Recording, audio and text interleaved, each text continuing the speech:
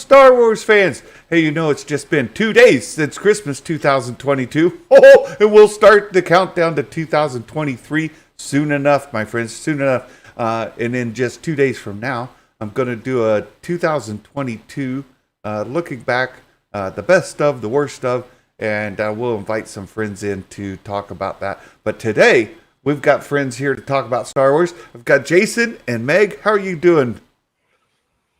Still alive. Still alive. No, that's good, Meg. I know you had a deal with the COVID there and recovering from that. Good. Got a case of the Rona. Right. It happens, and it seems like it's getting more and more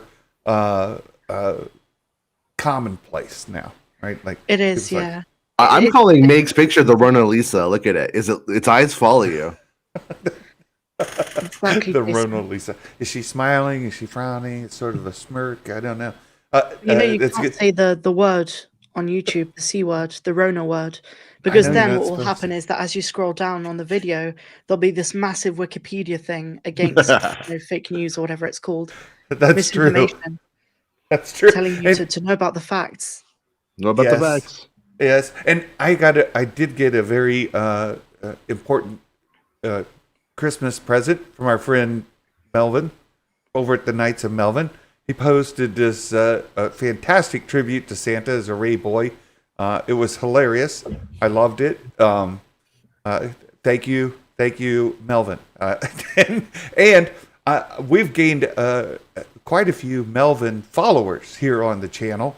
My comments over the Christmas message that I released was full of Knights of Melvin followers who just came in to say Merry Christmas, wishing you the best.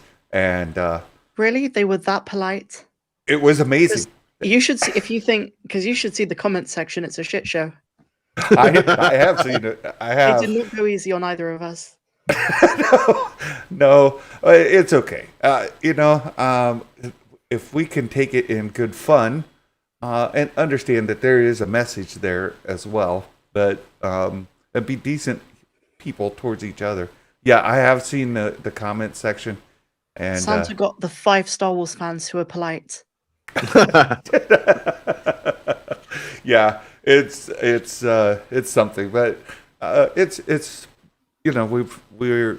I embrace it. I am who I am, and one of the things that is I'm going to enjoy Star Wars the way that I enjoy it, and I'll let others enjoy it the way they enjoy it. And if the way you enjoy it is by trashing it, then go do that. That's fine. But I don't need to hate watch your stuff, and hopefully folks won't hate watch my stuff, and they won't show up in the comments here just to be mean. It's one thing when we've got like Matt Risman, right? Matt Risman's fantastic, or Dominic.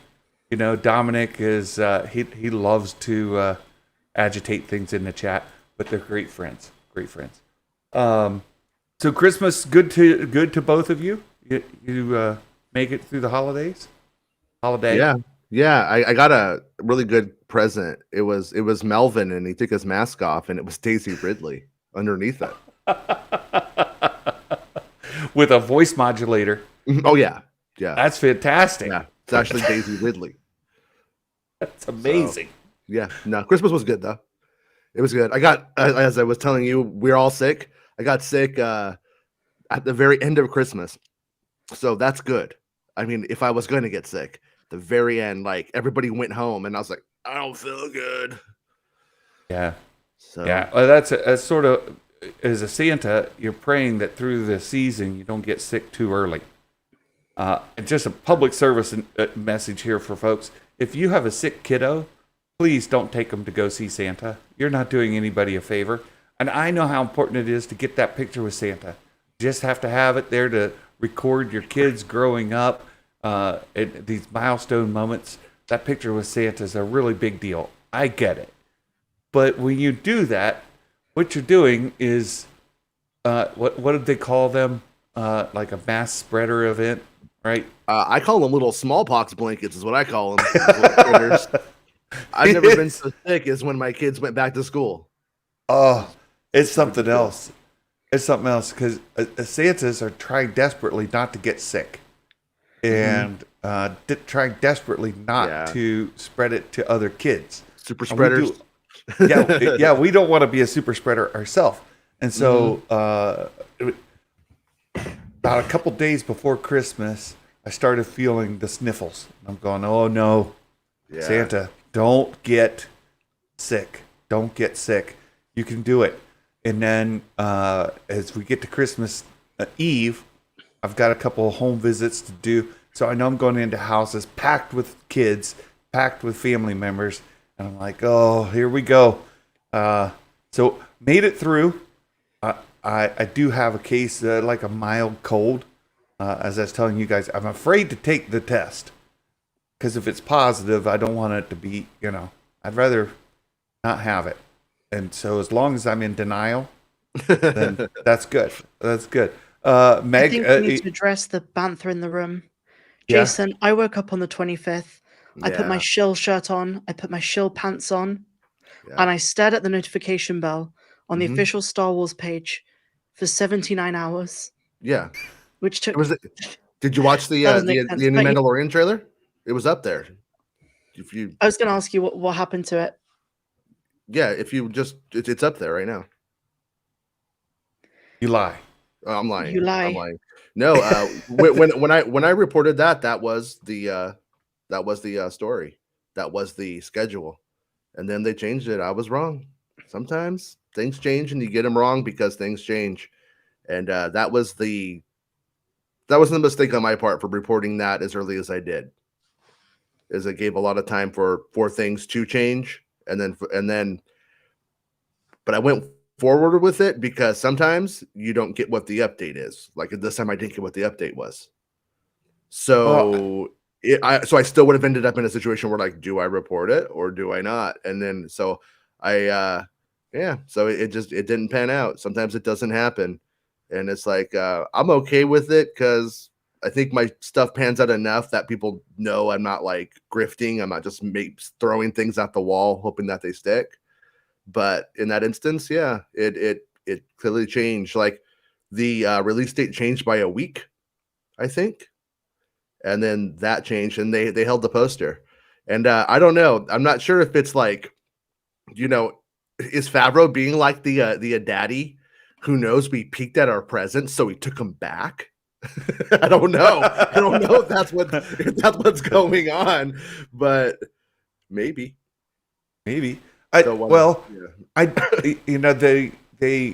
like to put things with NFL here in the States, with NFL games, halftime.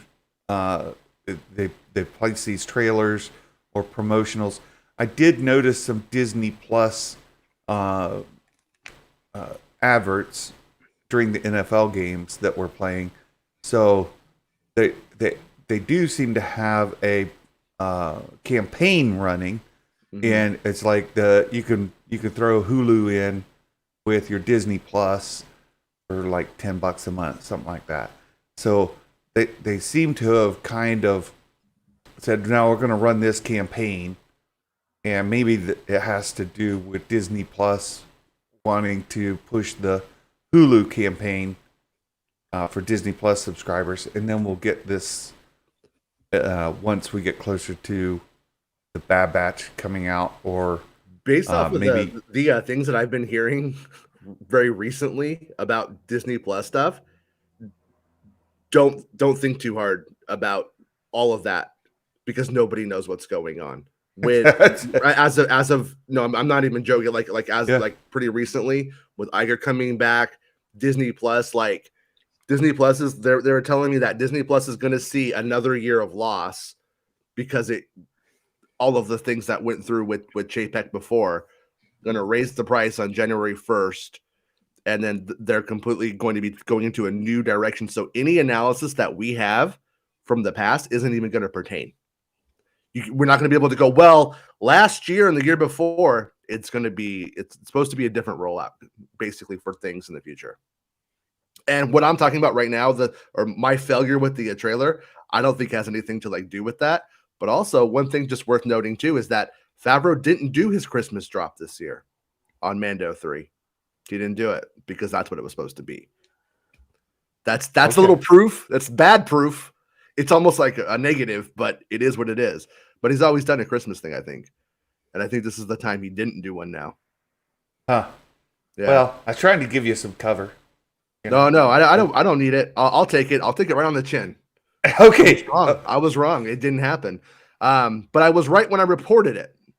The plan that I put out was the plan, but I'm ultimately wrong. So okay. So that bears some discussion too.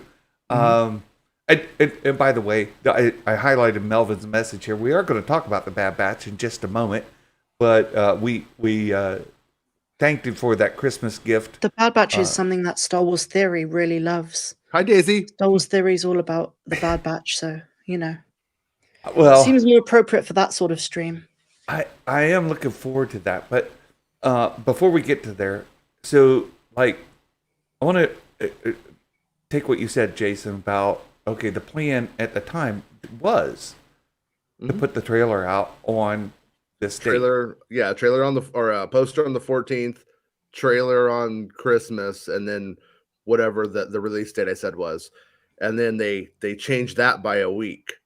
They changed the release date by a week, so I'm guessing maybe all of that stuff shifted at that point. But can we apply the same thing to? Bear with me, Kathleen Kennedy standing on the stage and saying, "Hey, we have all these projects that are coming. They're planned," and then only like two or three of them actually come to fruition. Are you? No. Did you fall for the same trick? No, because these things are going to happen. The poster is going to come out. The trailer I talked about is going to come out, and Mandalorian season 3 is going to come out. I would say that's a false equivalency. Okay. Star Wars fans are a little bit like spoiled children, though, on Christmas.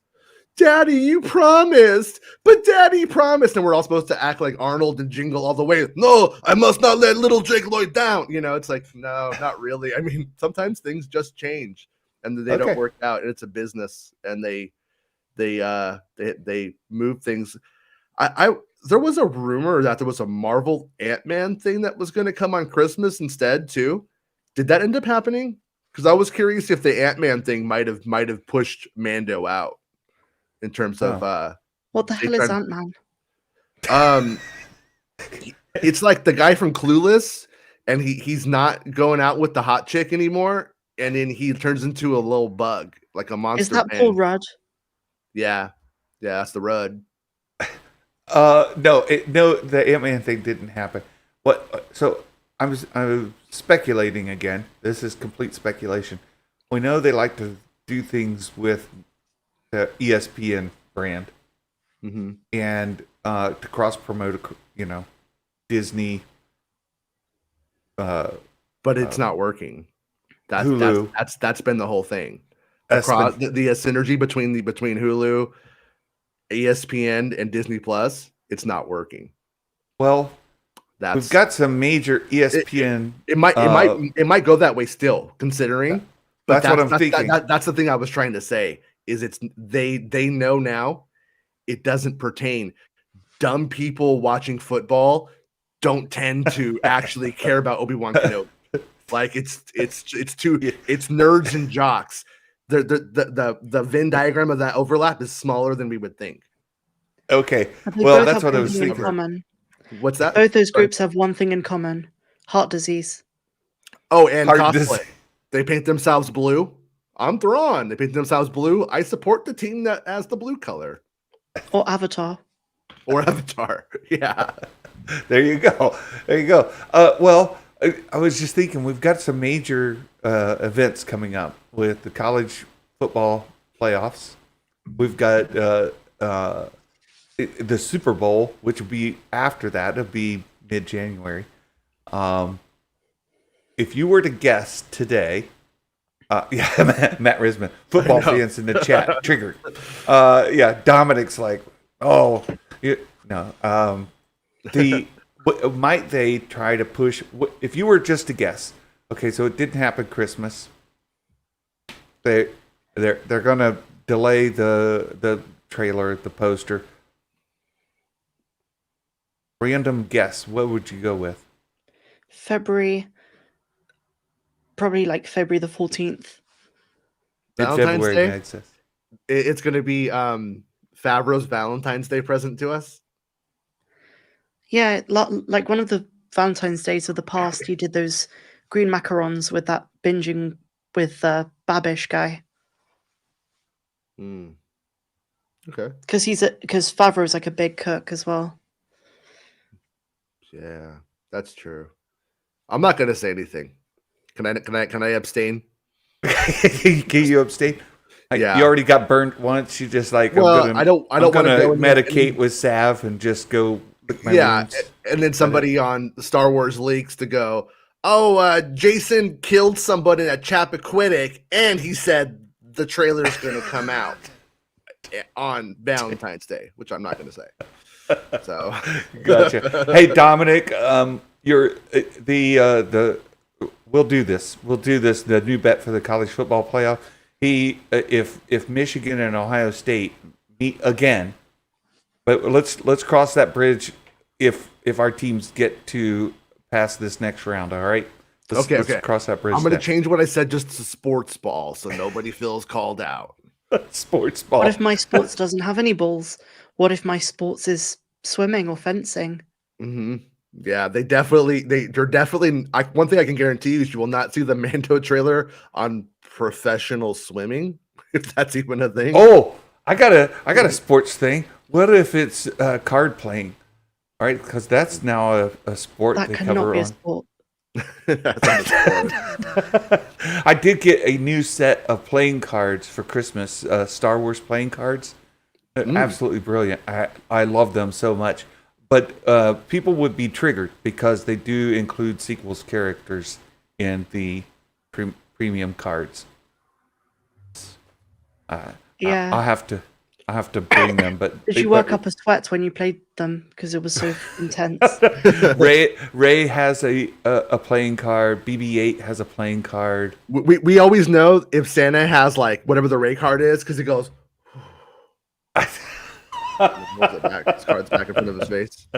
I may have to put you two on the stream so I can go get them and bring them down. So I can't remember. I think Ray is like Queen of Clubs or something like that. It's an odd whatever. To switch over though, Bad Batch. We're just over a week away. It's coming very soon. A week from tonight will be the premiere of Bad Batch Season 2. Is that right? Yeah. A week from tonight.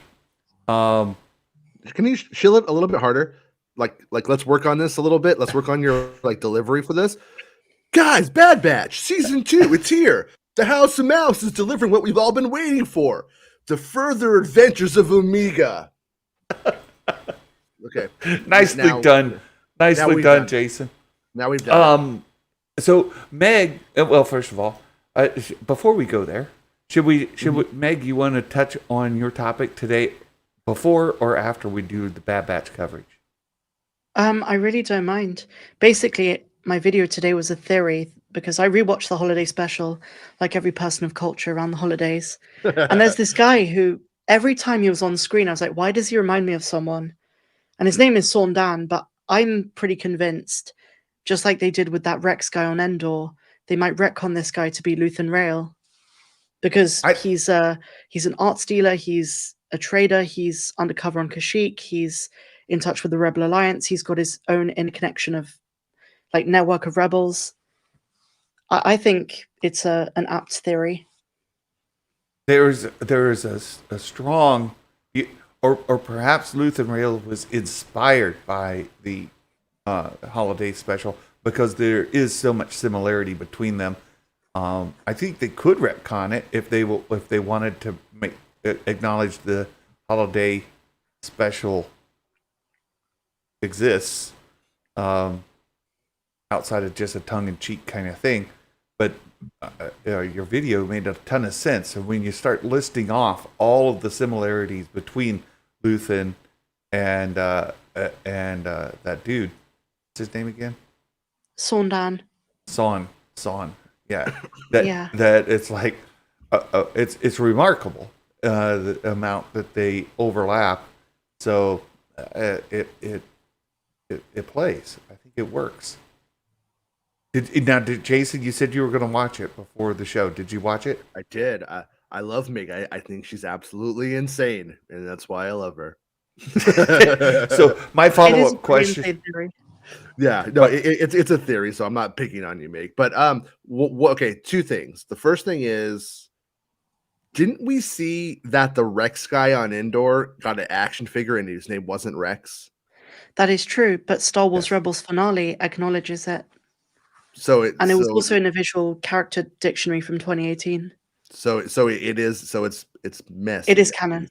It's canon, but it's a messy canon because they're committing and they're not committing to it. I know Filoni said as much. Filoni said yeah, that's it. And but then the other thing is, can you guys imagine the day Tony Gilroy's gets in the office, is like, all right, what are we doing? What do I gotta look at? And they're like, well, sir, we've made this supercut of Star Wars things from Rebels for you to watch. All right, put it on. And he watches it. Okay, all right, I get it. What's this? And then he has to sit there to watch the holiday special with that guy. Oh, walks around and he's like, yes, this is him. This is him. This is what we've been. This is the missing link. Stir, whip, stir, whip, stir, stir. Yeah, he's right. So my how do we make this insane? And then it just. Are you going to start the annual tradition of making Rob watch the holiday special again? I missed it because we got the first time we did it. We got the video taken down. It was a live stream, and then we missed it because it was November. It was a November one. I think you should. I think you should do it on Patreon or because you can do direct feeds on Patreon or Discord. Can you do direct feeds on Patreon now? Because a while ago, a few months ago, you couldn't. Yeah, they just added it. Just added. Okay, cool. Yeah. But what I was gonna say, Meg, what was kind of funny was I was thinking about the connections that you were making, and what the TV station, what ABC, I think it was it NBC or ABC, whatever. ABC pitched George Lucas. When they pitched George Lucas, it probably sounded like Luthen. When they're there's this traitor, and he's he goes around and he becomes friends with the Wookiees, but he's kind of on the inside, and everything that they're probably saying to him was exactly that, because he got kind of he got sideswiped by the holiday special, is the way that he puts it. He was working on he was plotting out what's that book, the one with Leia and Luke versus Vader with the Kyber crystal and everything. I'm trying to blank on the name of it right now. Bible. The Bible. No, God, what is it called? Chat knows, but it was that very first Star Wars book that ever came out. It's the very first Splinter of the Mind's Eye. Splinter of the Mind's Eye. He was working on an outline of that being a TV show, a TV movie that would continue the story if Star Wars wasn't successful. And so he had these really serious ideas planned out for what Star Wars on TV could be. And he talked to them about it, but he was writing Empire Strikes Back. He was doing one of the early drafts of Empire at the time because everything was going poorly on it. So he couldn't be there day to day. And then they so when it all came together and it was that, he was like, what did you do? What have you done? What have you done? What have you done? But so good. No, I love the theory, Meg. I think it's fun, and it's fun. Why not tie those two characters together? I think you've done a nice job. And this just gets back into fun theories that we have, or fun speculation that doesn't have to be real to be enjoyed. I like the idea of Lucasfilm saying that's him using one of his disguises. Yeah. While on it, and then people who love Andor are oh, I should check this out. People that are deep diving who've never seen it, and then they get it and they're just what? Well, they have to go one more step and acknowledge its existence. I know they did bring out of the holiday special the deal on Boba Fett, that little cartoon that they remastered. The Faithful Wookiee. The Faithful Wookiee is part of Disney Plus, so they could remaster and publish it there. The only version I've seen is like one somebody recorded off of their TV station in like Cincinnati back in. I think there's actual. I've never heard this before, but I wouldn't be surprised if there's actual problems with music, because it has like Jefferson Starship. It has another performer. It has like original 70s music in the show, and like we've never seen Return to the Ewok. Return to the Ewok is a better candidate to come out by far than the holiday special. And it never has, just because on that one, they can't get like a meeting with Harrison Ford to be like, can we use what you did in this? They just can't get those meetings for those people. So we never seen Return to the Ewok. And that one right there, I think it's the music. That's something I would not be surprised. So I think if it ever does come out, we see those bits cut. Maybe. I see. Or they have to completely remaster it to replace the soundtrack, which I would be shocked. They play live, like the Jefferson Starship literally plays live in it. Yes, to a backing track probably, but they're singing to it and everything. So yeah, it would either they would need to have the rights, or just cut it. But so here's a question, and I want to kind of dovetail it a little bit before we get back to the Bad Batch thing. I know like HBO Max is pulling some content off, and like switching it out. It seems to be the same thing going on with another of the streaming services recently as well. And I know that some Marvel content has already been pulled back off. Somebody said WandaVision is no longer on Disney Plus, at least in some markets. Do you think that, or are you hearing anything about Disney pulling back budgets for Disney Plus content to be more in line with, say, straight to video or straight to TV budgets versus these wide open budgets they've had before? Yeah, I don't think we're there yet in terms of like money allocated for productions that are going on right now. That's already happened. That already happened before changes when money's already been spent on most of the shows that are coming out. And there's shows that we don't know about, but I haven't heard anything like, oh yeah, this one's way cheaper than what we did, for Book of Boba Fett or whatever. And so I haven't heard anything like that. Dominic, Jason, what are your thoughts on the NBA collective bargaining agreement? But yeah, so I don't really think I don't think anybody actually knows if that's going to be anything. But the one or two conversations I've had about it, I was kind of like, so like probably not, because those are the Marvel and Star Wars are the things that are bringing in money. So you might see, like, for instance, Pinocchio. I don't know what the budget on Pinocchio is, but you might see things like that Pinocchio version that they did not costing what it did. You might see that the things that are aimed more towards the classic XD, classic Disney Channel demographic, you might see the budgets on those go back to being what they used to be. Because like when you look at some of these movies that used to be like on Disney Channel that are coming on Disney Plus, they're almost theatrically like lit, and the effects and everything are like it was coming out in the movie theater, but it's just for Disney Plus. Whereas if that stuff had been on the Disney Channel, it would look atrocious, like it was for children, which is what it's for, but to be disposable. And when they were going with the original round of Disney Plus content, they were like, everything needs to be like this needs to be like top tier across the board. So I think that this day was always going to kind of happen for that tier of Disney stuff. And but I would not be surprised if what we actually see is, with the theatrical films coming back, Lucasfilm stops making, like, let's say 4 shows or 5 shows a year. They may just instead do 3 shows or something like that. And when with the films coming back in, I'm under the impression that, like, for instance, if a Star Wars film was coming in quarter 4, it's unlikely we're going to get a Star Wars series dropping in Q4 concurrently.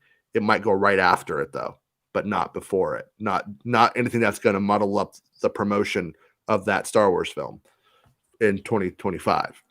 So, and that's where we need to start looking about where this stuff takes place. Is 2025. Oh boy, so much to unpack. That was fantastic, but now I'm like, oh, my brain is like shooting different directions. No, thank you for that, Jason. Because now instead of talking about the Bad Batch, I want to circle back to the story that came up about the filming, the movies, in Meg's video from yesterday. The David Lindelof's movie involving sequel era or just post Rise of Skywalker era content.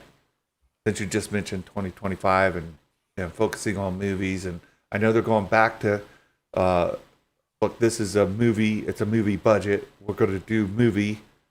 This is Disney Plus. It's going to have Disney Plus budget. We're going to do streaming, like versus the you go create it and then we'll determine. Right? They got rid of that whole layer in between.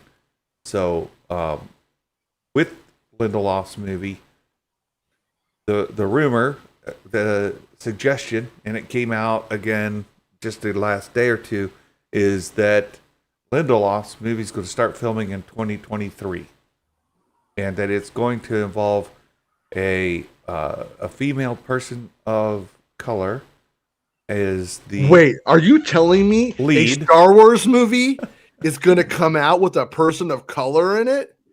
Well, are you telling me that's never happened before?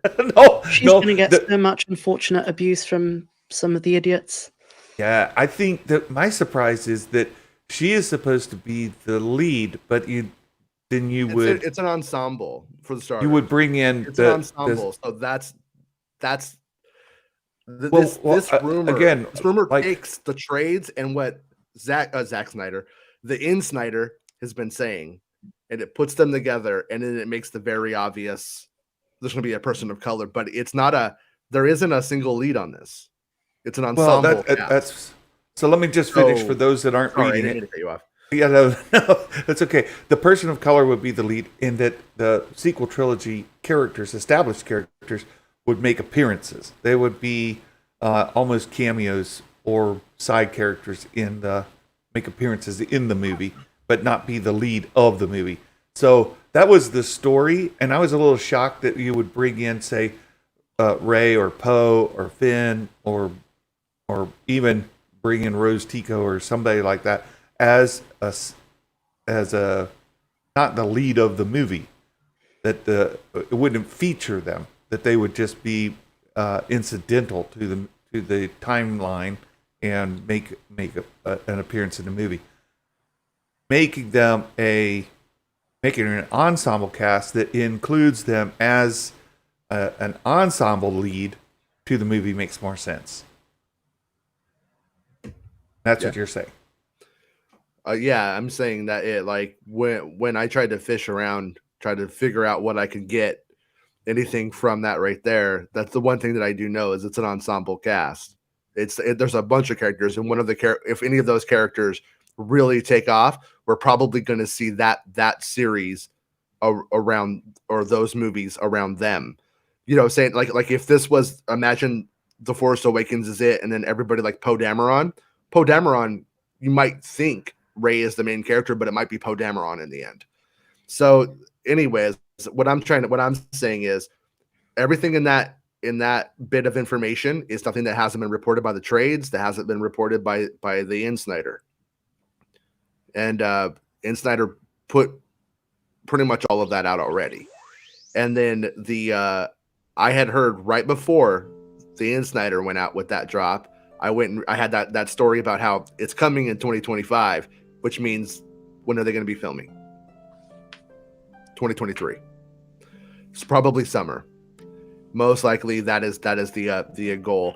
And then the whole question this whole time that everything is still hinged on, in terms of us, but we could go and we could take, like, you know, read between the lines language and stuff like that and go like, oh yeah, well then that's what it means. But we don't know anything in terms of Did Taika submit a script? Did Taika turn in a draft?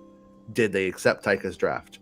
Because people can't go. Then what are they all gonna say? Oh man, Taika's movie was bad because the Lindelof one was crap. No, that's not what's going on.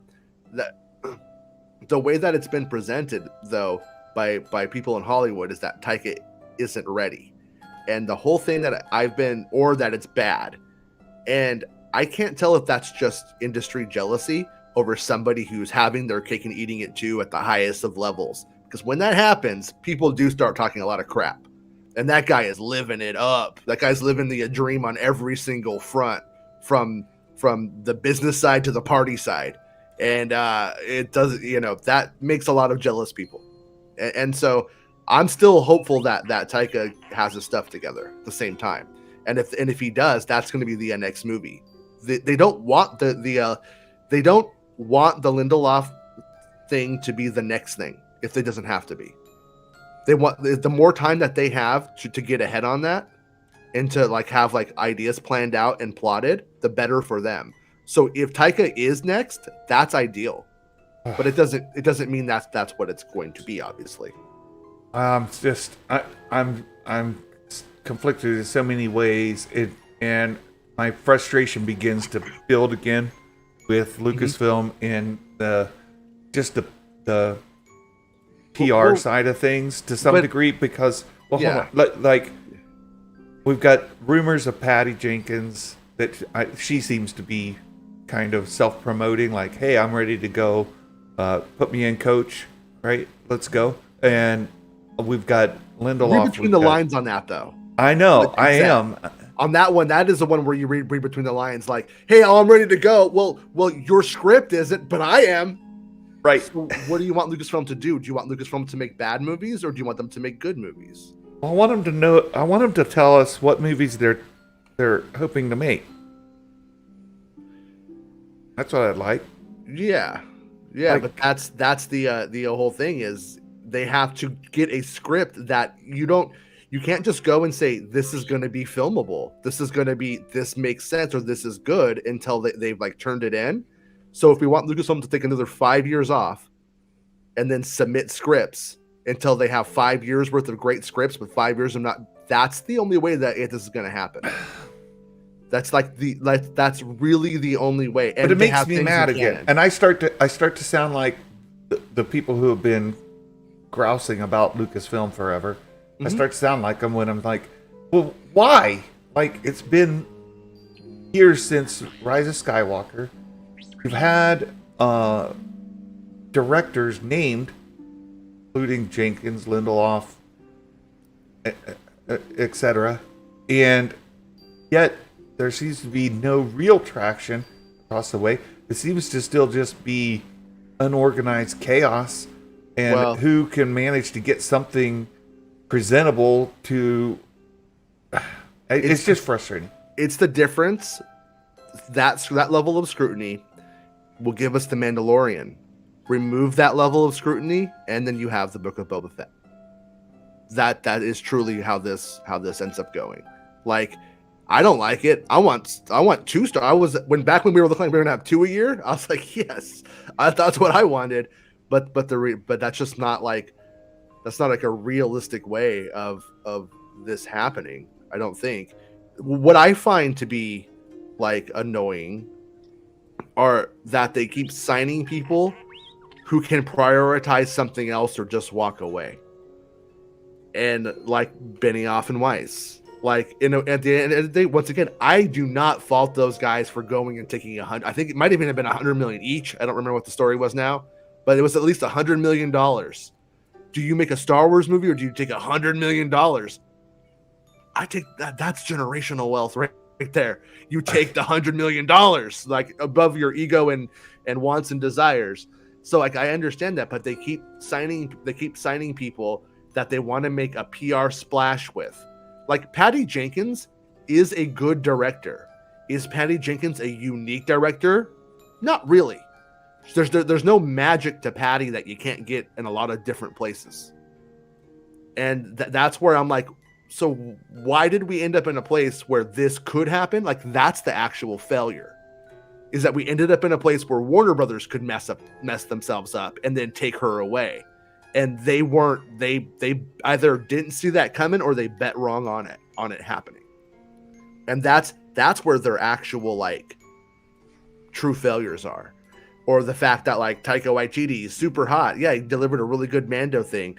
Yeah, he does well with the Marvel stuff, but he's also spread so thin that can he devote all of that time to making that script happen? Well, he has his writer, and his writer's a good writer. His writer's a better writer than he is. Was it Christy Wilson Cairns?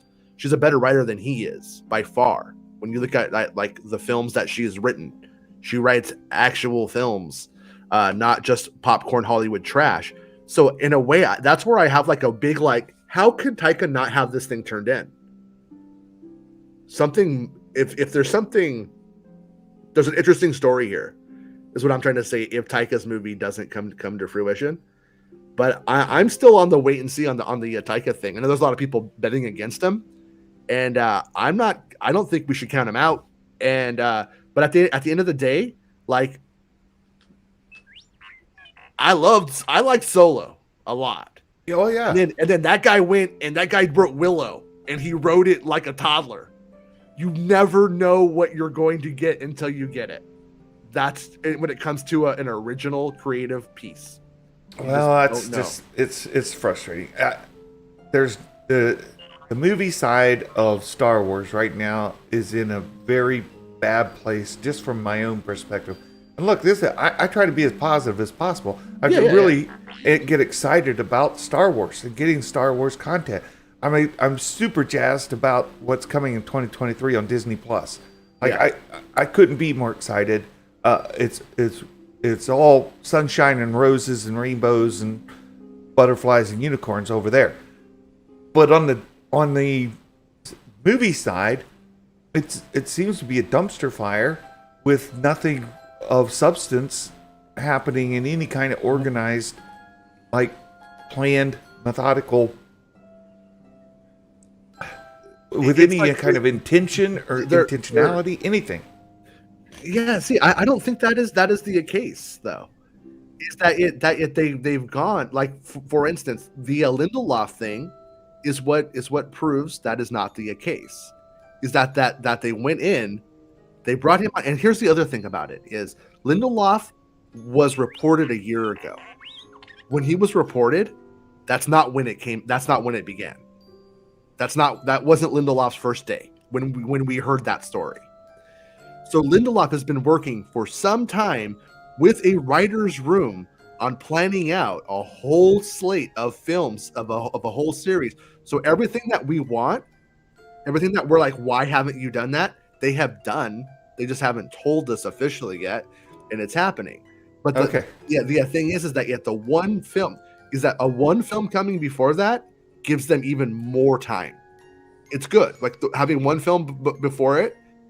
But I think the big clue in the industry that this is going to probably be the next film though was when they hired the director, and that whole thing of hiring a director to come on and that way the director was in step with the writers and things like that. That's definitely not true. That's true, but if you hire a director years out before, and the director's not the main writer, like a Rian Johnson type, you will lose the director. The Directors Guild rules, you won't keep the director. So that's what makes me think that's what makes me think that the Lindelof movie is filming in 2023. Otherwise, that director is going to, cat's out of the bag that she's the director on the Star Wars picture. She's definitely getting hit up by other studios and things like that about making things for them. And they're just going to lose her.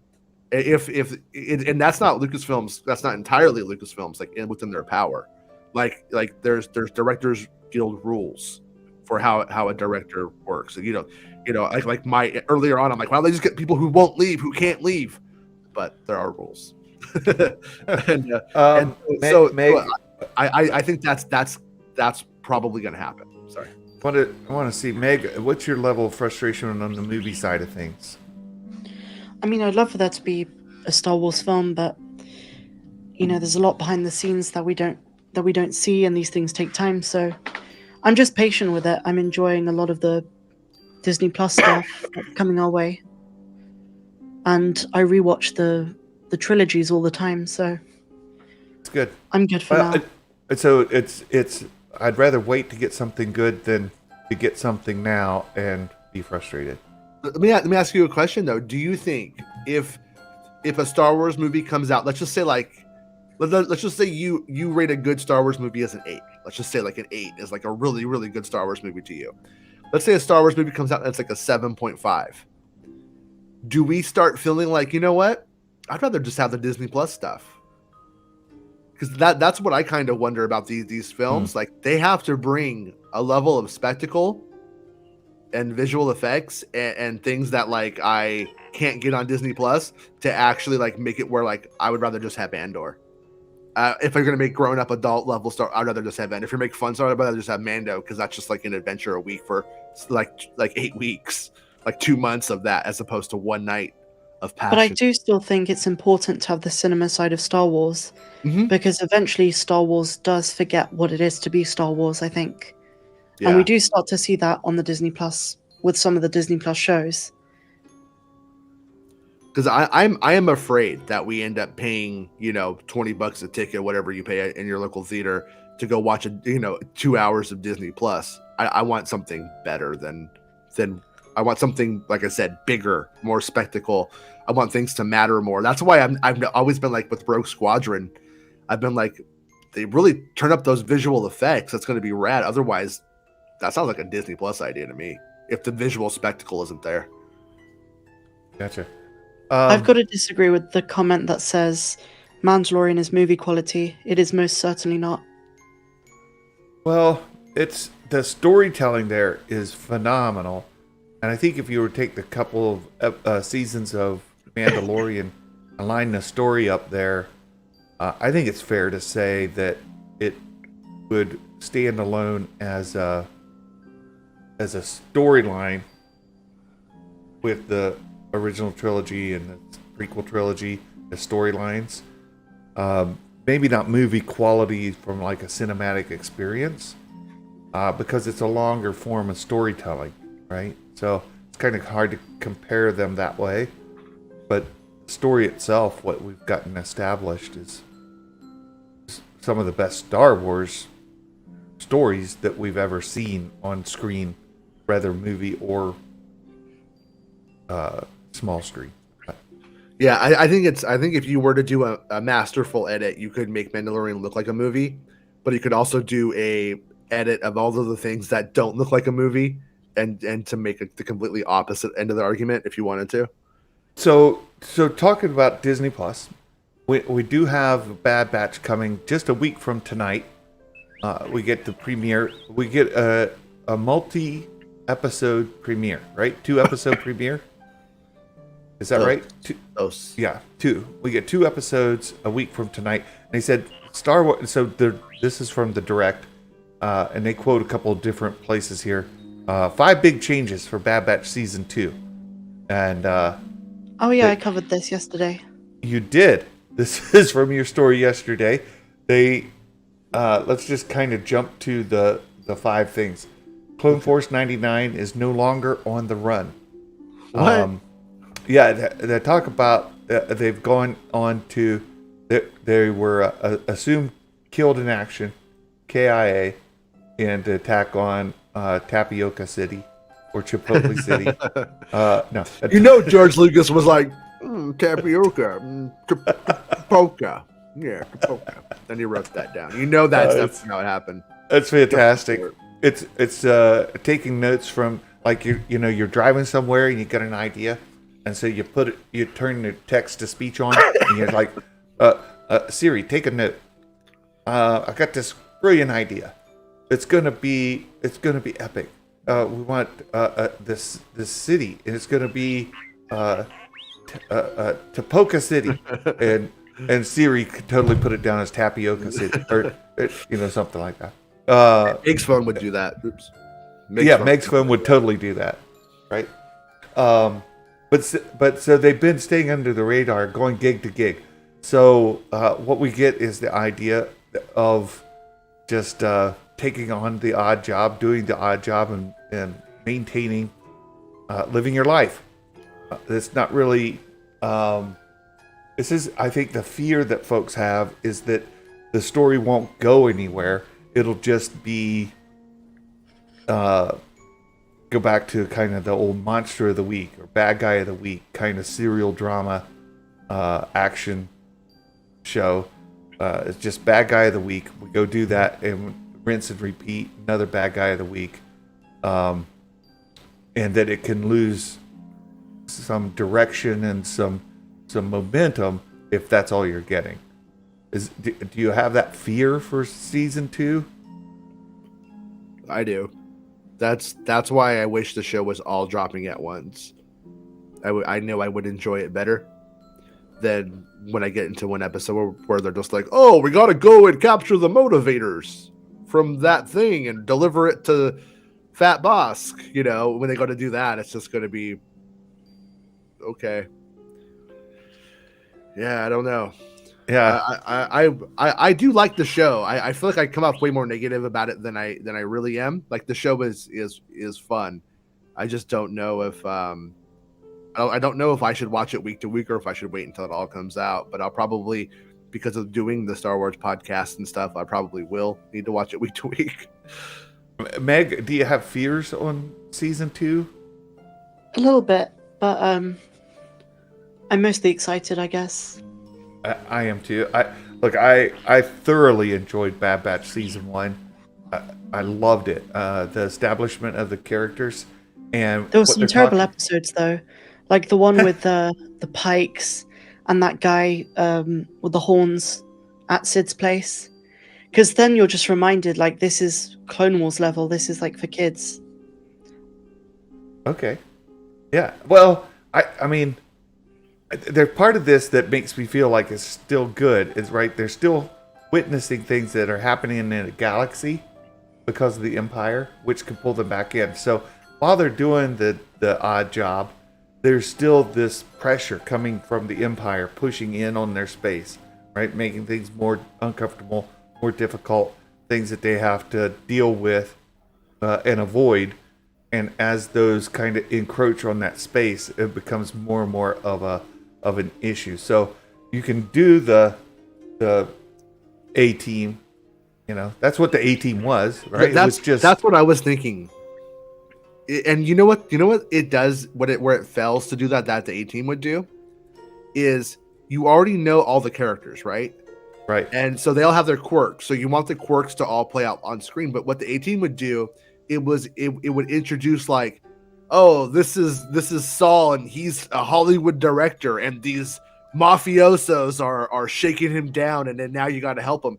And there was a lot of fun in that, like in those kind of beats. And the show just puts it, they don't want to make more character models. They don't want to make interesting new characters that are for one episode. It's a lot of money.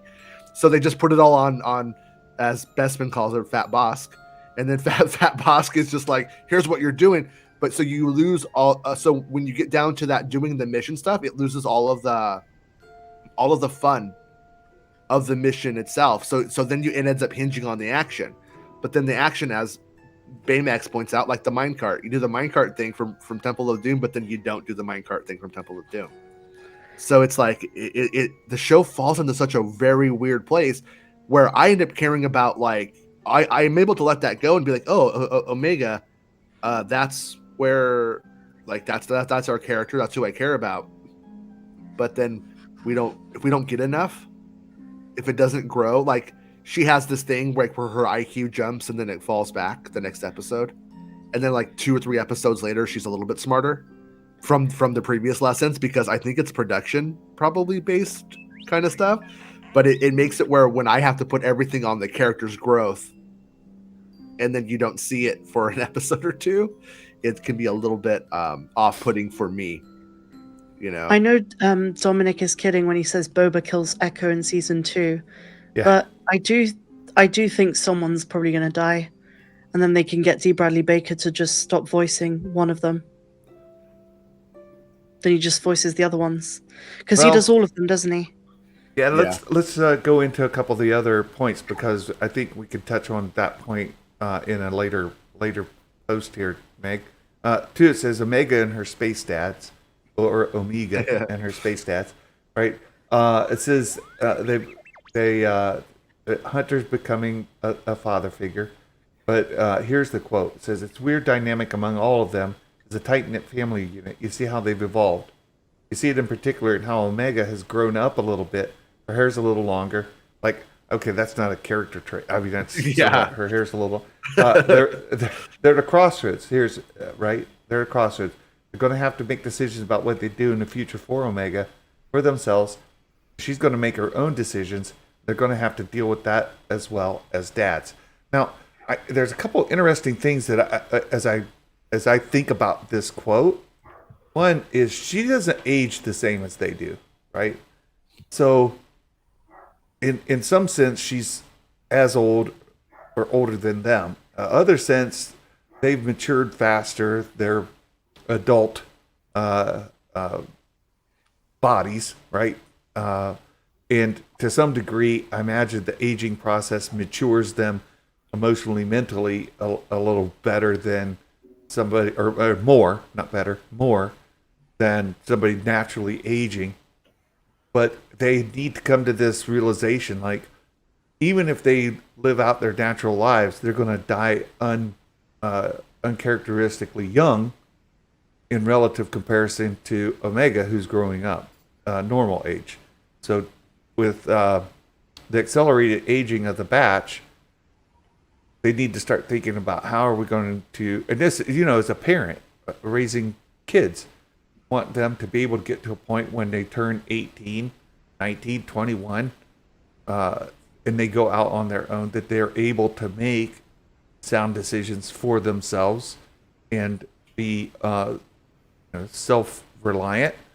Is it true that they wrote in to the backstory of these things, of the clones, that when they hit around 50, the aging is normal? They age at a normal rate after that point. Is that true? There was speculation about it. That was just speculation. That wasn't grounded in canon. I don't think that it was ever canonized that the aging stops or slows. Okay. Yeah. I speculate. I hear that a lot. I keep hearing that a lot, and I'm like, where does this come from? And I didn't have any point of reference for it, But because if that was true, that sort of changes that dynamic between her and, because once they hit like that, what's Tamara Morrison age, basically, then they're going to be around for another 20, 30 years probably. And but I also think with the Bad Batch characters, since they're already like mutations and they were already kind of experiments and things that went awry, maybe they'll change the aging of them. Oh no! So you think it's going to be like they'll get genetically enhanced to no longer age quickly, so that Disney can make another season? If they, or whatever they want to do with them, yeah. I mean, I don't think that it's such a breakout success that they're like gonna bend the rules for them at this point. There's like no evidence or any reason to think that, but if they could definitely say like they could have one of them age and one of them not, and tell like a Highlander story if they wanted to over time. You're getting older and I'm not. That's weird. And like watching your friend die. I mean, one of them could just become like 99 in like 5 years all of a sudden because of what they are. If we want to get real science fiction-y about it, like do we know in the Bad Batch first season if they were specifically created with these traits, or were they like nature finding a way and things kind of just turning out how they did against the cloners' will? Is that really set in stone? What the? I think it was in the Clone Wars season 7, wasn't it? In one of those episodes with the Bad Batch. Yeah, because they were named after 99, and then there's some kind of explanation, and then when they return to their home laboratory at the end of season 1, I think Omega says something about that. I could be wrong. Yeah, it's like and I don't remember if it's that it was nature finds a way, or if it was the cloners' intent to make these. Because then why did they just make 5? Maybe they're prototypes. Maybe because they're not all the same. That's like the other thing. So that's what makes me think it was just random. I'm gonna go back and rewatch those before I watch season 2. Yeah, I've convinced myself that I'm far enough away from it. I rewatched Book of Boba Fett over the Christmas break because I felt like I was so far away from it that I was starting to get into hyperbole about it. I enjoyed it a lot better, but it is still not, perfect. I had the opposite experience. Really? I tried rewatching it and it wasn't very fun. Yeah. The Tuscan scenes, they go on forever. It is a little bit different when you know where it's going to go, so you know what the payoff is or isn't of those moments. I agree with that. So, just real quick, we did get the poster of Hunter released just a few moments ago. Right, Rambo. So there's a new picture of him. Again, building up towards it. Now we saw the Omega one. We've seen Hunter. I'm just trying to again speculate. Dominic is right, Jason. You must have been so bored. I was sick. After we watched the Book of Boba Fett. I was sick. I don't know if he's getting older, if they're getting older, and they're like, holy smokes, we need to make sure that Omega has the skills to live without us, and that's part of parenting. Something that I know that we consciously thought about as we were raising our kids, and it's something we wanted to do. So I can see that having part of the discussion here as they're.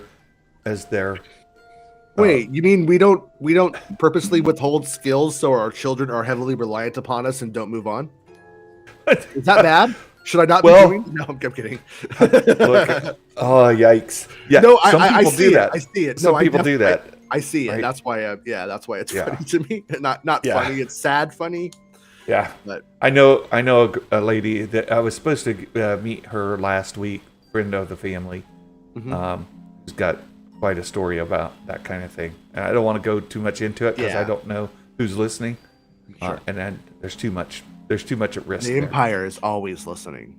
Omega, the KG commented something which she really shouldn't, because Dominic is probably going to use that as a copy and paste. He said, "Sorry, I'm not chatting much. I'm trying to build a Barbie farm." A Barbie farm. That's you've given Dominic content, Kay. Omega, the adrenaline junkie. So she's kind of moving on. Where in season 1 she was sometimes timid, or she's just in awe over the world she's seen. It says again, the actress who voices her said, "I think it's a different place from season 1, where she's sort of constantly in awe, being wowed. She's also upskilled a little bit and wearing a more appropriate costume." Wait a minute, where was it? It says here.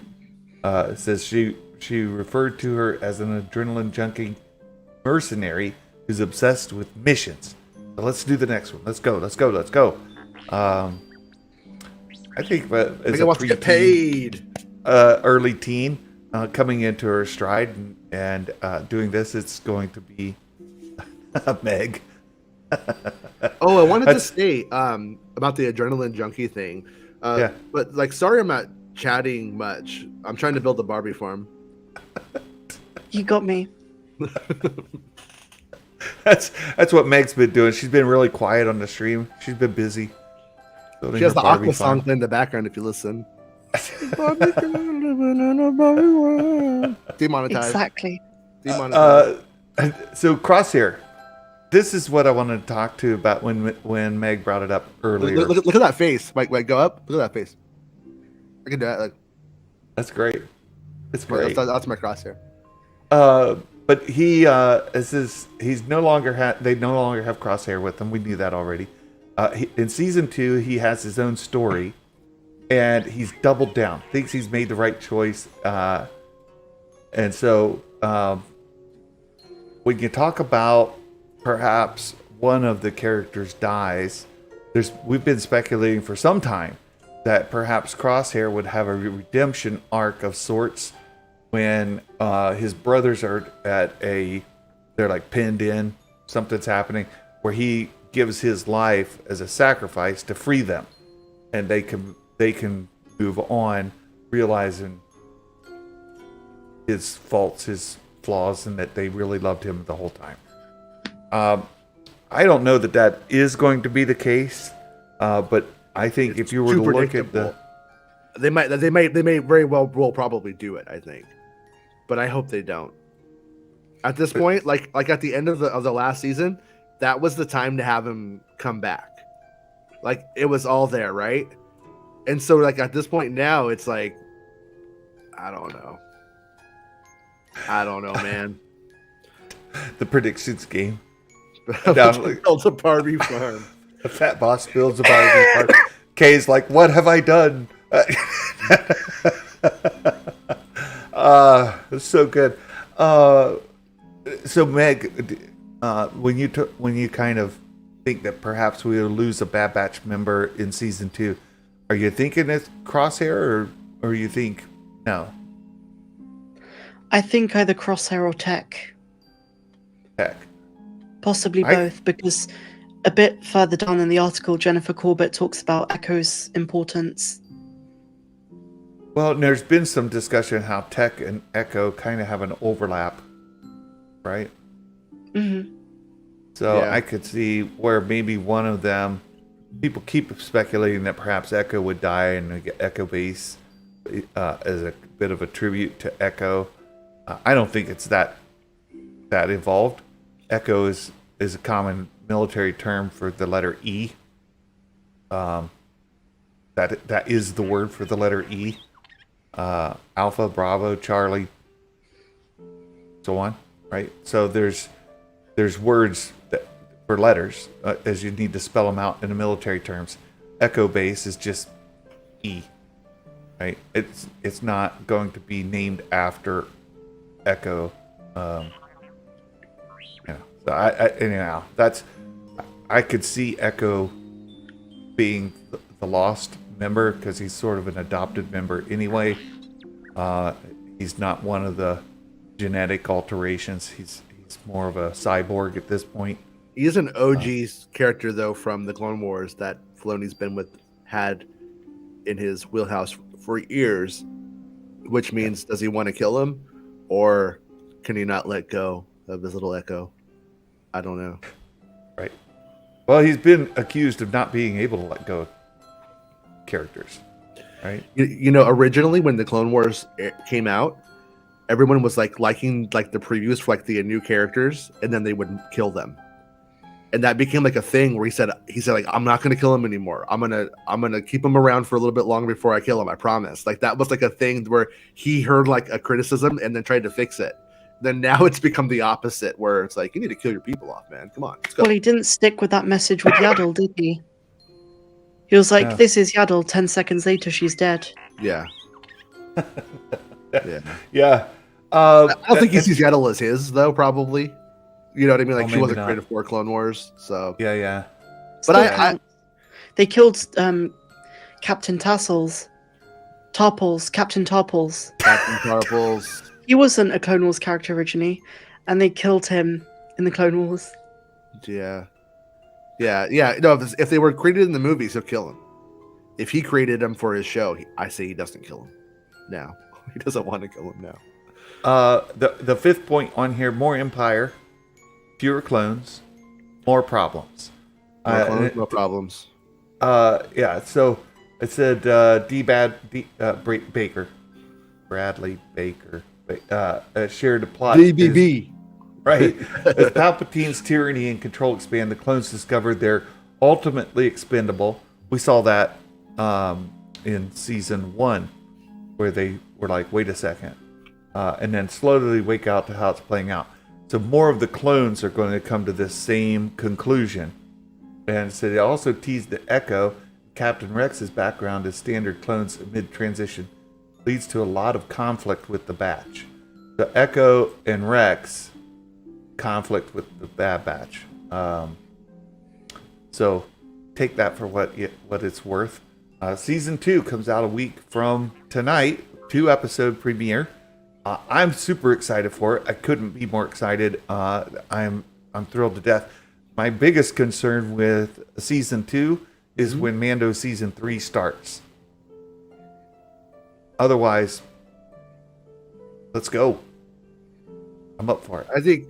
I think the people who watch it are the people who will watch animated Star Wars are completely dedicated to that kind of thing. I don't think it'll hurt it. I think it'll be good. I think it where it runs into the problem is with the coverage, but I also think that's why they probably gave out the screeners. They gave out 14 episodes. Well, let's raise this too, because I saw Meg. Did you cover? There's mention that Meg covered this. There was mention that Grogu is going to be name dropped at some point during this series. One of the reviewers leaked it. And in one of the reviewers, they talked about the finale. They imply him, or do they say Grogu? My homie Grogu. Well, he's alluded to, so I don't think we hear his name or see him. I think someone mentions maybe a young Yoda species, and that's kind of a nod to the audience. I don't think he's name dropped, but they do say it's quite obvious when it happens. So, cool. But they also mentioned something about the finale, how the season ends. But I didn't think they got the whole season. No, that is true. That does actually put a big hole in that person's review, I guess. Or do you think maybe episode 14 is like when she gets kidnapped by the Empire, and then they made the deduction that the next 2 episodes are going to be the Bad Batch rescuing her? Could be. That could be the case as well. Yeah. Can you tell me what they generally say? I don't know anything about this, so I don't know what they implied. They said 4 things. Delta Squad is in it. Grogu is mentioned. There's another Jedi aside from Gunji, but that's about it. Just one more Jedi. Okay. And they said that Plan 99 refers to rescuing Omega. Okay. Well, that would actually be kind of if they are letting people say at the start of the season they're not being hunted anymore, they're presumed dead. That would be a big, well, now we're having to go and save her. We're not presumed dead anymore. Like, that would be the big outing of them again. That would be what pushes them into the rebellion side, or into open rebellion, right? Yeah. Answer Jedi Mike's question, when are the watch parties? I typically do my watch parties when I wake up in the morning. So it's like 7:30 a.m. Eastern, something like that. 7 a.m. Eastern. Just for your time zone, that'll be 4 a.m. in the Pacific for Jason. Right after he goes to bed after his midnight review, right? Yeah. But then, and then 5 hours ahead over in the UK. So, right. That's typically when my watch parties are for the Bad Batch. The question is when we start to get into season 3 of Mando, which do you watch first, Mando or Bad Batch? I hate to say it, but Mando's all I'm going to be thinking of, even when there is the Bad Batch overlap. Yeah, I mean that is if there's one or the other, it's gonna be Mando. I mean, easily. I mean, Mando over most things, right? Mando over the films. I mean, I think to me it's just where I sit today. I agree with you, but when we get to those episodes of the Bad Batch, it kind of depends where we are in the story and how invested I am in seeing the next episode, like to see the resolution of what I'm anticipating. So my guess today is it would be Mando season 3 episode first. Do the watch party, all of that, good fun. For the channel, a break. You have to do Mando first. Yeah, take a break, go get a bite to eat, come back, turn on Bad Batch. Do that right after, right? Yeah. But also, we are able to, chew gum and walk at the same time. We could all watch 2 shows in the same week on, like, whenever we have these hypotheticals. Sometimes it comes out like It's all or nothing. It's one thing. I can't watch Game of Thrones and Star Wars in the same week. My body can't take it. It's like, no, it can take it. It's fine. You can do it. Totally fine. It really depends though, because some people just, people who aren't necessarily TV people, and they only just have maybe time for one. I genuinely think that becomes a problem if they're not as invested in the Bad Batch. And I guess those are the people who are probably going to be not as invested in the animation once Mando comes out. But as you said, there's always going to be animated fans that will watch everything. Yeah. I mean, the problem is that they just need to take a break from their Barbie farm, and then they can definitely do both. I agree. That's true. I mean, is your Barbie farm, how complete is it? Right? Oh, it's complete. Oh, it's pretty complete. But it's a lot of work maintaining it. I mean, is this like Barbies are working in a flower garden? They're actually, you got them on the John Deere tractor out plowing the fields. You've got, I don't know, what are you doing? I call it the cows. I call it a dude ranch. It's just Kens, just hundreds and hundreds of Ken. Or you're growing Barbies and you need to harvest the Barbies. I don't know. Jason, so when you questions. said dude, my mind went somewhere else. I just imagined like these like little mounds of dirt with like the blonde hair sticking up, and then like you grab the hair and you pull out the doll like it's growing like out of the ground. Yeah, that has corn and everything. Okay. Yes, that's Chuck. So we've got a couple other stories real quick about Ahsoka, and Jason, you shared these over the weekend, and Bespin riding on your coattails again, just taking the free credit. What? I don't know. I'm trying to give him a hard time, but So I've got there's two stories. Let me just share this. So I closed the wrong thing. It's okay. There you go. It's okay. My hands are dirty too. So Jason's story, makingstarwars.net. You've got this story about Ivana Sakno is Shin in Star Wars Ahsoka. And Shin for the win. Thrawn and Balin and Shin, and then Bespin, who is Balin. No, this is Making Star Wars again. This isn't Bespin. Wait a second. I have Bespin up here. Let me just pull it back up. Why do you hate Bespin, man? Like why are you trying to? There it is. There he is. Bespin. Who is Ray Stevenson Isako? Right. So this just looks like an amalgamation of reportedly revealed. What does that mean? This story plus this story equals this story. Planet Fitness. It's like Fight Club over here. He's the Brad Pitt. I'm the Norton. Edward Norton. So you know what I realized with Bespin is I've never heard the guy talk, but people like Jason keep being adamant that he's a real person. Mm-hmm. And then I just realized this is just an elaborate conspiracy. Mm-hmm. And it's all Jason's alter ego. Double dipping. At least we've seen Jason, right? He did 100 episodes of a podcast called the Bob Podcast, and you could hear his very Welsh voice that does not sound anything like it. Could just be you doing an accent. Like, oh, hey, governor. No, that's right. I agree with Shanks, by the way.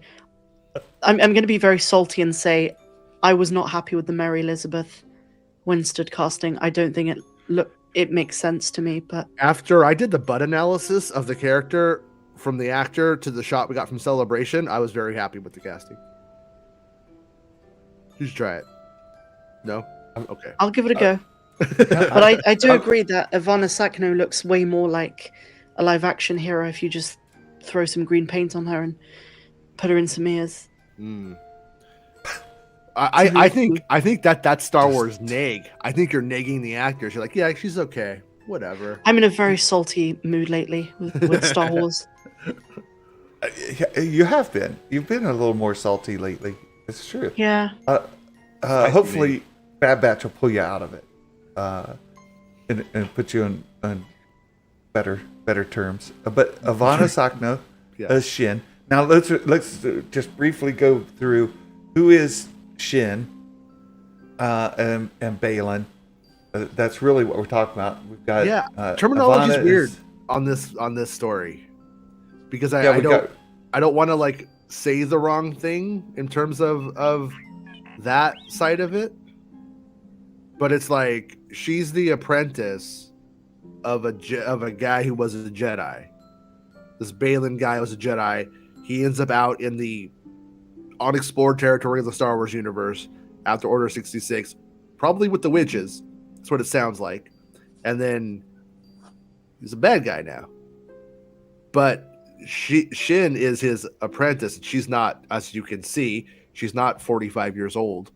So we're like where we're at. We're post Return of the Jedi here. So she's a more current, newer apprentice, probably from the witches is what it sounds like. And but their lightsabers are not green. Their lightsabers are not blue. Their lightsabers are red. They're red. Their lightsabers are red. So so what does that mean? Right. It means she's bad. And when she shows up, we all have to boo. Ooh, you should have been Hera, you wench. No, don't do that. But so with this dude, Ray Stevenson's character, it rhymes with Babylon, but it's Balin. Balin. Mow your lawn, Balon. I don't know how it's spelled either, so it could be like Lawn for all I know. But they like to put double vowels in a lot of words or names, right? Well, so it could be Baalon. I think the EU people are really into it. Jason, I was going to say this to you. I was very triggered. You misspelt in one of your articles the Chimera. Oh, did I? Yeah, you missed out the A. Ooh. I took that very personally. You tell me back. See, now I look even stupider. So how do we know that Balon isn't spelt with an E? No, we don't. I actually put a little caveat at the end. I say all spellings are not approximations in their guesses. I said, complete guess. It's like when he told us that Kamal Nanjiani was a droid. He wasn't. God! I told you he was from the Barbie farm. Every single time. But so Balin was a Jedi or a Padawan. He's an Order 66 presumably survivor. A Padawan or a Jedi, right? Yeah, presumably a Jedi. Stevenson's like pushing 70, right? Is that guy? I don't know. Yeah, let me look that up. I should have looked. So this up if already. he was a Jedi and he left, now part of the lore with how a lightsaber becomes red is all with the bleeding the crystal, right? He's almost 60. Okay, almost 60. So if the bleeding of the crystal seems to be a thing related to the Sith, but this would not be a Sith conversion to the dark side. It would be a Night Sister conversion to the dark side, and then the question becomes, why did the lightsaber become red? If it wasn't bled by the Sith, it was, or how did that happen? Maybe they'll just answer it by saying it was the witches who taught the Sith to do that.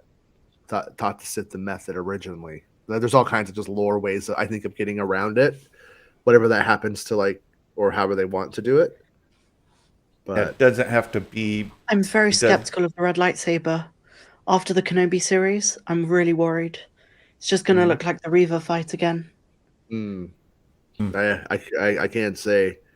I do think that it's that what they're setting up though is a Balin and Shin versus Ahsoka and Ezra fight. I think that's where this is going. Is that where we're all meant to clutch on our Funkos and be happy? Yes. Yeah. Yes. But I do think that's where this is all headed. I could be wrong, but that's what I think is the most likely situation, because we're gonna this is like our Jedi show for the year. This is the one where we have all the fights and the lightsabers and the zips and the zooms and the. It's going to be a long year. Yeah. And then a lot of people just want that. A lot of people need that. That's like what they need from this stuff. And so I think those people are going to be happy. Oh, look, my namesake is here.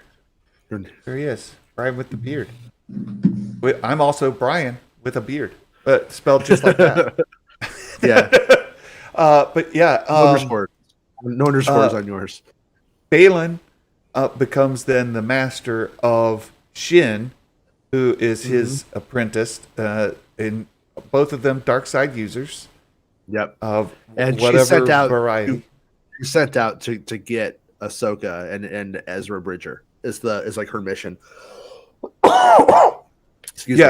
And that bears repeating as well, that when we come to the story, Ezra and Thrawn are not at the same place working together at the same time. None of that, right? To the best of my knowledge, I don't think those guys were together for very long at all.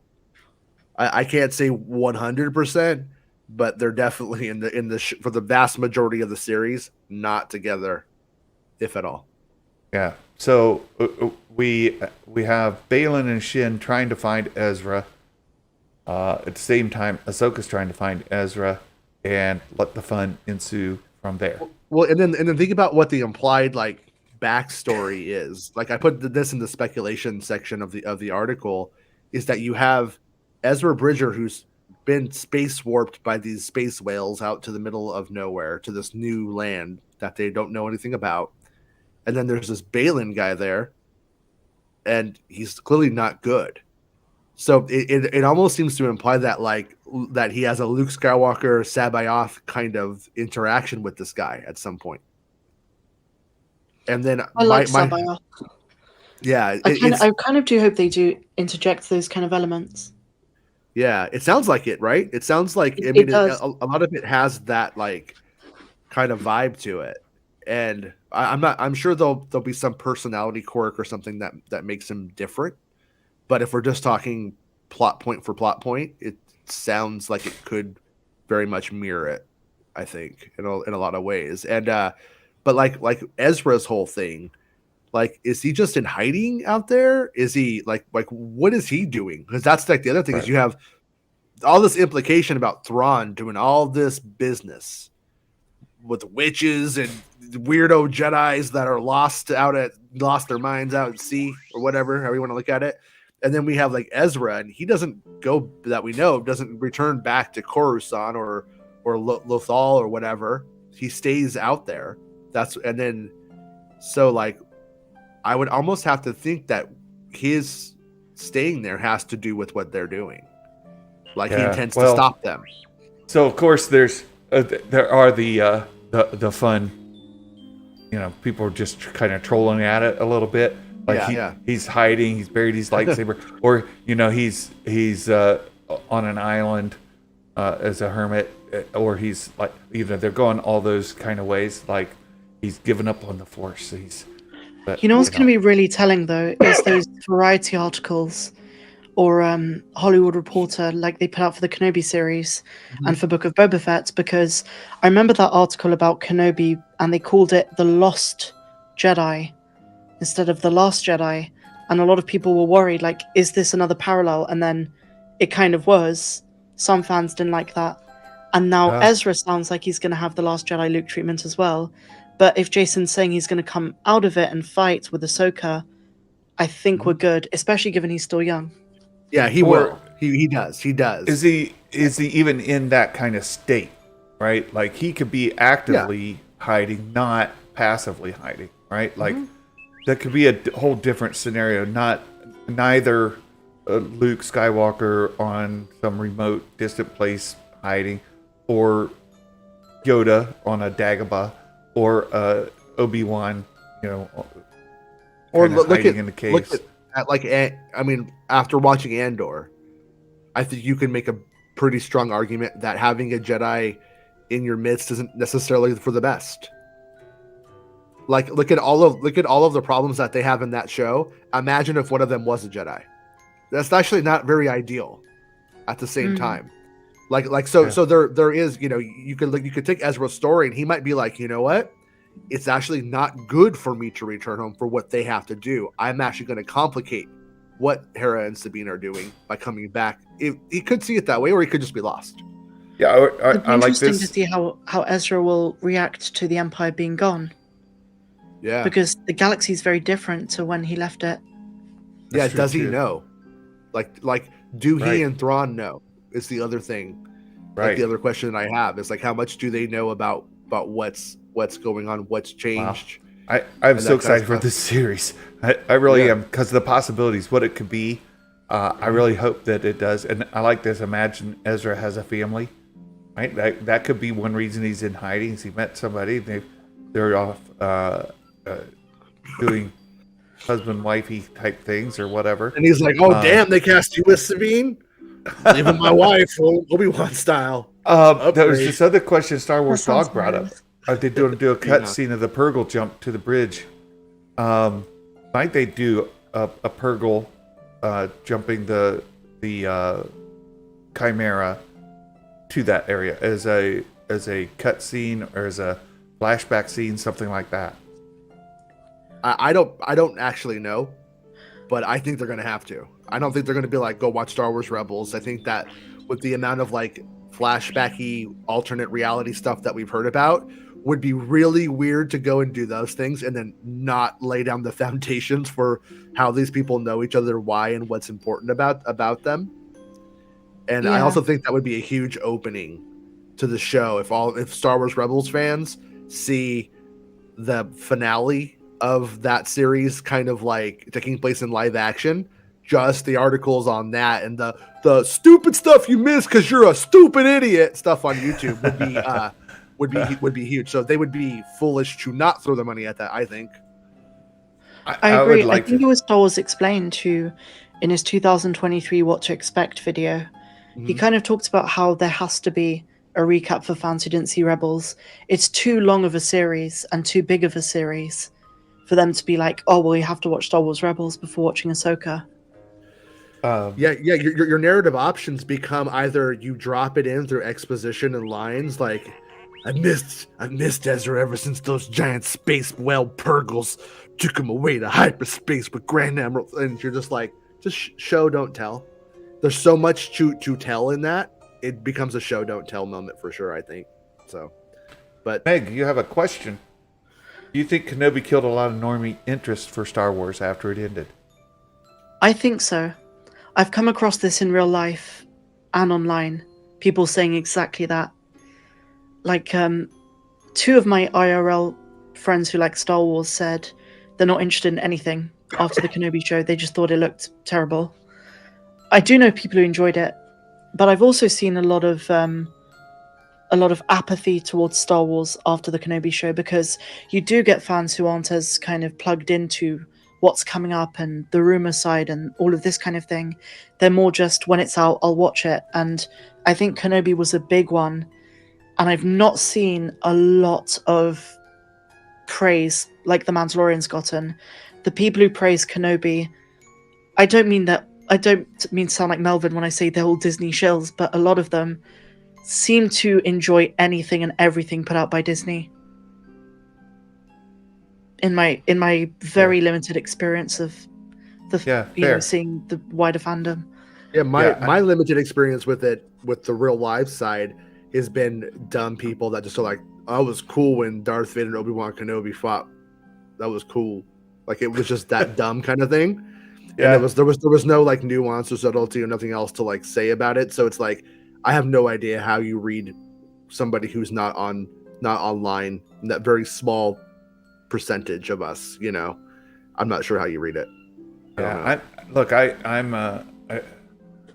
I enjoyed it, so I fall into the category like Meg said, but at the same time, I don't know a lot of folks who even watched it that talk about it.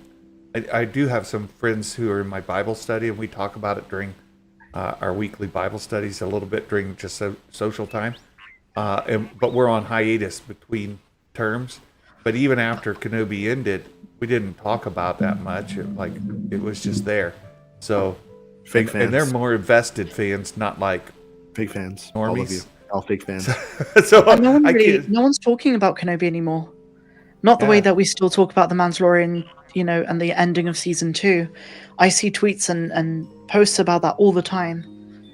It just feels as though if they announced it's Obi-Wan forgotten. 2, though, they would, don't you think? Don't you think that's the big difference? Like, or Yeah. a big difference? There's nothing to look forward I to. kind of feel like we will get an Obi-Wan 2. They want one. Well, what about Boba 2? You know, I think so.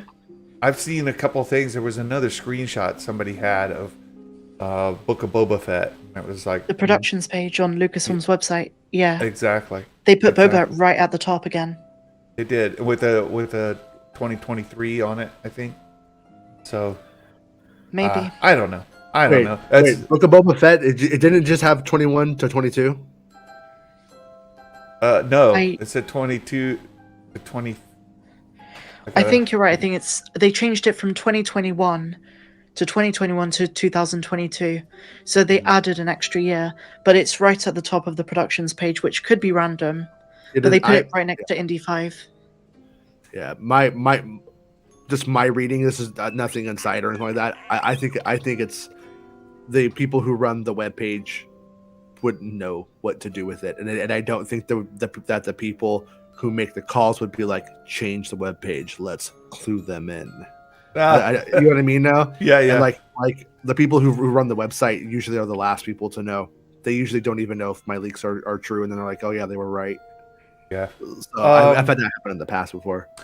So one last question on the upcoming Disney Plus content for 2023, and we'll talk about it more when we're talking about looking forward to 2023. But as part of this discussion, we know we've got Book of Boba Fett. Just a week from tonight, we get 2 episodes. Then we are looking forward to Mando 3 and the overlap period there. Later in the year, Ahsoka, with some visions thrown in there, perhaps some other little things here or there. Still don't know about that droids project, if it'll pop in there or not. But just looking at 2023 slate, is there anything that's had movement on that? Remember? Yeah, I do, and then there's things I won't drop any of his stuff. That's his stuff, so I don't want to say it. But things that he talked about with that, I'm in the opinion that that was mocapped. Right, I think so too. So I am expecting it still. So of the 2023 things, anything that you're like, nah, I'll take a pass on that? I've got one. I'm surprisingly very excited for Vision Season 2, because I did really like the first one, and I didn't expect to, and anime is not really my thing, but I did very much enjoy the first, and I know Season 2 has some different studios from all these different countries, so I would say I'm looking forward to all of it. Mm-hmm. Well, there's one that I'm just like, it's the preschooler series. Oh, that doesn't even count. That doesn't count. That was on the thing. You're still a shill. You're still a shill, Brian. Just stop. You're still a shill. You're not changing. Don't. If you're gonna try harder. Okay. Then I'm on for. And truth is, I'll probably even watch those because as Santa, I want to know what the little kiddos are watching, and I don't have a problem watching that content. So I do agree with Seth though. He says, "I wonder what the Brits have to offer for the Visions," because I think a UK studio is doing one of those. I'll be interested to see what they produce. Yeah. Well, you could take that as well. Like Star Wars Celebration is going to be in the UK as well. So what are the Brits going to bring us in 2023? I'm going to make a prediction. In London in 2023, at Star Wars Celebration, they're going to announce the Damon Lindelof film or whatever the next film is going to be. And I bet there'll be a cast, including Daisy Ridley, that just comes onto the stage. Ooh. I don't think it's too far out in terms of like crazy speculation. I think that's reasonable. That would be amazing. Make me more sad if I don't end up going over. What are you most excited for from Disney Plus content in 2023? Santa, if you like it, don't climb on the stage when Daisy comes out. I'll try. I was going to say another inappropriate thing, but I'll stop. Most excited for 2023. Man, Jason? yeah. I really wasn't excited for the Ahsoka series at first, but in the last 4 months or so, the things I heard sound pretty fun. And there's Ahsoka, and there's the Goonies one, the Skeleton Crew. Yep. And both of those, because they sound so different, I'm pretty excited for both of those. But then there's the Acolyte. And Acolyte, though, that's after 2023, though. Is Acolyte coming? Acolyte. I think no, it's not coming out in 2023. No, I don't think so. Acolyte is 2024 according to StarWars.com. Right. Okay. And I almost don't count Skeleton Crew because like a December 20 plus, Okay. start date is like that's what a I got? I think Bespin said as well. It's probably like either at the end or being pushed to 2024. No, I'm kidding. No, I just have my shit straight. Okay, so we got Ahsoka, we got Mando. What else I got? Bad Batch and Visions. Oh, for sure. So I prioritize the live action stuff.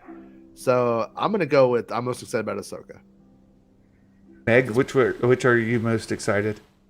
I'm so excited for Mando, but I'm gonna say Skeleton Crew because Jude Law's an amazing actor. The fact we're getting a little Max Rebo, one of the kids is a Max Rebo alien, an Autolan. I think that's going to be awesome. I'm so excited for what that can bring. So Skeleton Crew isn't in 2023. Let's assume it's going to be 2024. So The Mandalorian, I think. Mandalorian. I think that's the show they know how to absolutely ace season after season. I'm with that I've as not well. been disappointed yet. Meg, I heard that three. the little elephant guy, because Max Rebo doesn't move around and stuff. I heard that they looked at the Captain EO little elephant from Captain EO for some things, was on the like that little Captain EO Max Rebo ripoff. So it's like a second generation Max Rebo ripoff, which is fun. Yeah. In terms of like the costume. Yeah, I'm not saying it's like based on the costume or something like that, but when they were like looking at references and stuff about how to do it, because the original Max Rebo guy isn't supposed to have legs. Right. He's like a seal kind of like body, like a sea creature body, and so they started going, well, in the Clone Wars we gave him legs, and then they started looking at what they were gonna do. So like the Clone Wars, like on the vision board for this character, you had the character from Clone Wars, and you had the elephant from Captain EO up there at a point. So, is the Autolan male or female in Skeleton Crew? I don't know. I thought it was male, but that might be me just being a male and assuming everything is me. I thought it was a white guy. So and I say Planet Fitness said Bad Batch was dead last. Yeah. What was it? Planet Fitness is saying Bad Batch dead last. For me, Visions is dead last of all of them. I would put Mando, then Ahsoka, Bad Batch, and then Visions. And if the Skeleton Crew comes in there, it's very high on the list as well. Probably put it just ahead of Bad Batch. But for me, all of them are fantastic. I'm like, none of them are below tier. Like, they're all top tier stuff. And that's why I said 2023 for me, looking forward, is all sunshine, rainbows, butterflies, and unicorns. Like, it's all fantastic. I think Mando 3 is going to be like the one that everybody loves for the year. Like, that's going to be like, to be clear, we're not picking what we think is going to be like the biggest hit or whatever. No. I think that's going to be Mando 3, and Mando 3 will probably have like the longevity of all of these things. But what is good is the actual layout. Remember at the start of the show when we were mad about movies? Like, look at what the layout of 2023 still is, though. It's not bad. Not bad at all. I really don't understand when fans say that because 2022 was bad, or to some people it was bad, that 2023 is the same. I don't see that because we're seeing the return of shows / new shows that we have a certifiable track record of the people who created them. or they're in their second or third seasons where we know they're going to be good, or at least a lot better and less experimental than, let's say, the Kenobi series. And even if Skeleton Crew is a complete flop, we still have Ahsoka and Mando, and it still advances that story. Yeah. And they're all different. That's my thing. It's just a bunch of the same. Is what like right now with Bad Batch. My thing that I'm afraid of is just more of the same. I'm just getting more episodes of the same thing I already had, and that's kind of what I'm afraid of with Mandalorian too. But by what I've heard about the story, I don't think that's the case. So, I think that is what I always fear, just more of the same. Meg has introduced a new fear for me that's in the back of my brain now. It's all her fault. Oh no, I'm sorry. is what's Grogu's purpose in Mando season 3? Like, to get a mech. But I'm super excited for Mando season 3, and I'm really looking forward to the next phase of that whole story. Now that we moved past the Paper Moon outline, where's it go, and where are we headed? I think I see it really clearly, and it's going to be great. But is Grogu going to be an essential character? Is it going to be a bit of a side piece? Side character. See, for me, he needs to meet Ezra. I think he needs to meet Ezra for his story to really continue. Because I'd love for him to become a Mandalorian, but I also hope he gets that training from someone else. I see. Yeah. So, hey, that would be cool. That would be a great idea. I love that idea. Better than Luke Skywalker. Is Ezra training Grogu, and then doing just a reminder for folks who aren't in the know. Ezra is another Jedi in training, a Jedi, and he is the same age as Luke Skywalker. If you've not watched Rebels, you're not familiar with Space Aladdin. That's who we're talking about. Ezra Bridger is another Jedi that came up differently than Luke Skywalker. And you know what I just remembered? Back in the day when I saw Ezra, he had really short hair. Yeah. Uh-huh. That was what I saw was like real. He had like the orange armor on and everything. Right. And he had really short hair.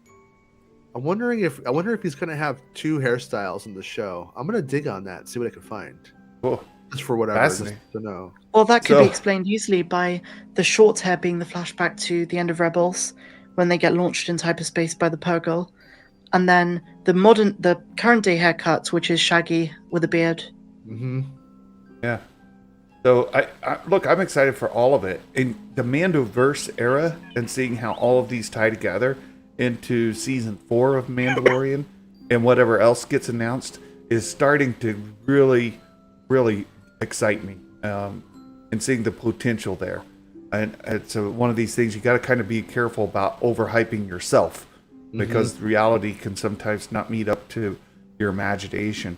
And be willing to watch the shows as they were intended by the people who produce them, and then decide if you like them or not.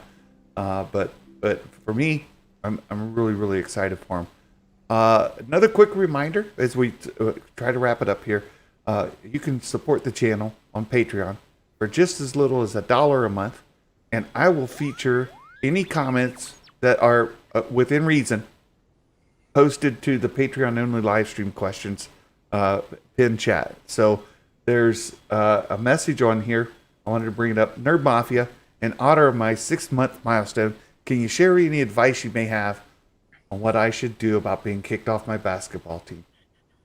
You know, Nerd Mafia, there's a time in life when you need to assess your true calling, and perhaps basketball isn't the sport for you. I suggest Barbie farming. Barbie farming seems to be a trend. There's a new thing that's really popular out there. All the kids these days are doing it. Barbie farming. You should really look into that. That's a big thing. It's going to be the next big wave on TikTok. You're going to. Hey, Santa, good job on helping him with that. You really helped somebody today. Yeah, Jason, I can just see the TikTok videos now of the Barbie farming. I can't wait. So, go ahead, Meg. Oh, sorry. I was just going to ask Jason if he could check about the name of the Autoland kid, because I did see a wild rumor that said that his name is Saglo. Saglo? Olga's backwards? Olga's backwards? Okay. I will ask. Very good. Last week I missed the Mike Porter dad joke, and it was Santa Claus related.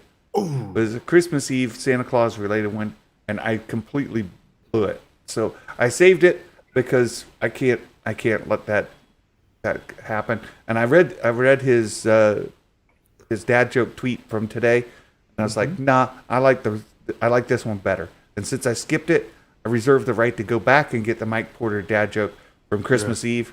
So if you're not following Mike Porter on Twitter, the link is in the description of the video, of every video that I publish. So go do that. But here we go. Why shouldn't you worry that Santa will make all his deliveries in time? Because he always makes it in the Saint Nick of time. Saint Nick. There you go. But anyhow, thank you, Mike Porter. I've seen him in the chat a little bit. 363 days until the next Santa dad joke. I know Meg thought heavy sack. I know that's what Meg thought. Oh, we did. Yeah. We did. Anything else? We've gone really long today, and I need to get going. But lunchtime. Let's eat. Hey, it's been great hanging out with you guys. This has been fun stream. We've had a lot of fun, and you guys have been great. This has been a lot of fun. I hope to get back to my more positive mindset when I'm through with COVID. I think that's kind of thrown me off. And I'm sorry for saying the word. Yeah, you're fine, Meg. Yeah, 2 hours in, I don't think they catch it as much. But it's fine. Meg, given the hatred, Meg, turn to the dark side. No? Okay. I'm feeling the dark side rise. So if anything breaks, I'm sure follow Bespin Bulletin and follow MakingStarWars.net. You guys should be subbed to Meg and the Making Star Wars show. Please. And please watch for these things. That's where I get my news. I get it from MakingStarWars.net, Bespin Bulletin. Get some from Star Wars News Net from time to time, or other sources, but really the go-to Star Wars, Making Star Wars and Bespin. And of course, the first thing I do when I start my day is I look for my Star Wars Meg video. And what makes me salty? What makes me salty is when I've had I've got my computer all booted up. I've logged into work and I look for my Meg video and it's not there. What is she doing? She uploaded on Christmas with COVID. I need my video. What's holding it up? I think it was one day I posted much later than normal, but most of the time you can find it around the same time. The only reasons that it doesn't is sometimes the video does that annoying thing.